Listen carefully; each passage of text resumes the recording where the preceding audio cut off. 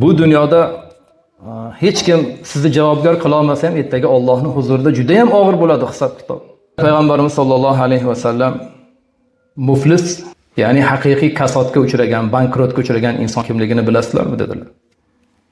Shunda sahoba ikromlar muflis deb bizi ichimizda puli, molidan ayrilingan, bor budidan ayrilingan insonni bizni muflis deyiladi ya Rasululloh deyishdi.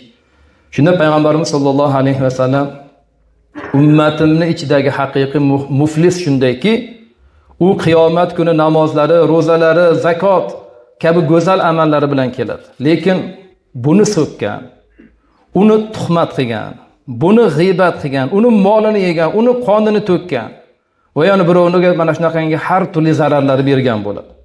Shundan so'ng uni yaxshiliklaridan unga ham bunga ham olib beriladi. Agar savob amallari yetmay qolsa, keyin haligi mazlumlari gunohlarini olib uni ustiga tashlanadi dedilar. Keyin haligi insonni do'zaxga uloqtiriladi dedilar. Mana shu muflis dedilar. Imom Muslim rivoyatlari. Bu juda ham og'ir holat. Bugungi kunda nafaqat o'tirishlarda, suhbatlarda, hatto ijtimoiy tarmoqlar, internet orqali ko'payib ketdi. Hech kim ko'rmayapti-ku deb g'iybat qiladi, ozor beradi. Alloh ko'rib turibdi, farishta yozib turibdi. Bu dunyoda hech kim sizni javobgar qila olmasa ham ertaga Allohning huzurida juda ham og'ir bo'ladi hisob kitob.